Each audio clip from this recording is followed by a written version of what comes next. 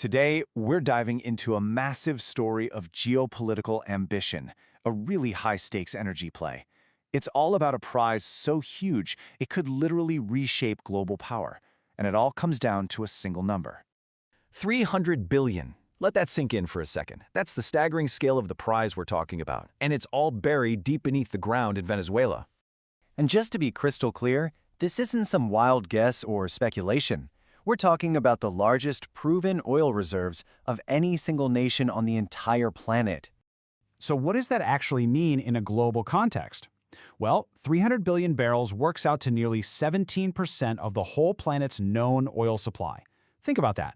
Almost a fifth of all the world's oil is just sitting there in one country. And just look at how this stacks up against the other big players. Venezuela's reserves absolutely dwarf Saudi Arabia's. And the United States? It's not even close.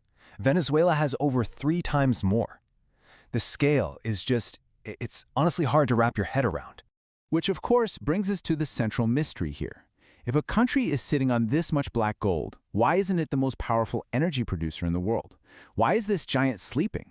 Well, to answer that, we've got to understand how this giant was brought to its knees. And it's really a story about 2 things: technical collapse and political failure.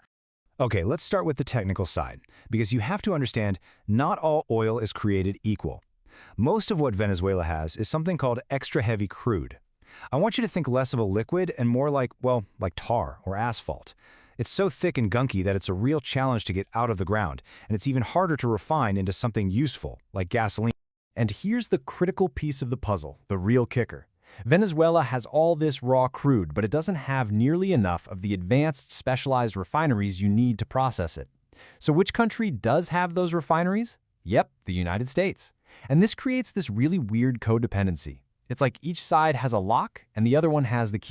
You know, if you go back to the 1970s, when American companies were deeply involved, Venezuela was an absolute titan. They were pumping out 3.5 million barrels a day.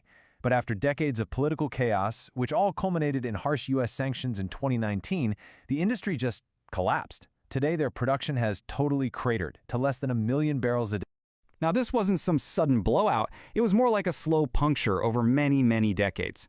The government nationalized oil assets, which starved the industry of new investment. Then, the country's best engineers and experts just left. A massive brain drain. Then you had the sanctions hit.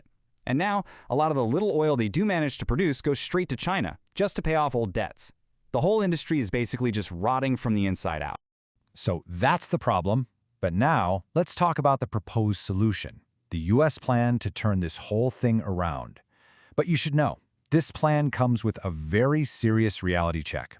First of all, the price tag to even begin to fix this is just immense. Analysts are estimating that it's going to take an initial investment of around $20 billion, and that's just to get the process started.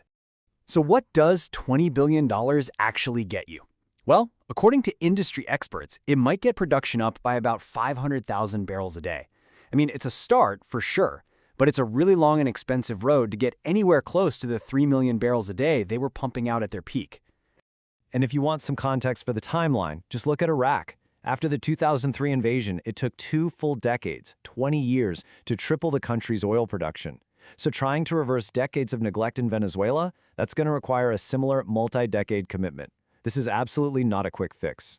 So all of this brings us to the final and maybe the most critical piece of this whole puzzle. Because, you see, this isn't just about oil and money. It's about power, it's about control, and it's about national sovereignty. From a critical point of view, this whole U.S. plan is seen as something else entirely. The phrase you hear is a colonial asset grab. The fear is that this isn't really about helping Venezuela at all, but about securing its resources for foreign profit. So you end up with 2 totally different stories being told. The U.S. frames it as a commercial opportunity, a way to stabilize a key industry, and rebuild infrastructure. But the critics, they see a foreign profit motive, an attempt to control the country's most valuable resource, and a direct threat to Venezuela's sovereignty. Which leaves us with the ultimate question. And it isn't really whether this is technically possible or even financially possible. The real question is political, and it's moral. As these foreign firms get ready to pour billions into rebuilding this nation's greatest asset, can they do it with the consent and for the benefit of the Venezuelan people?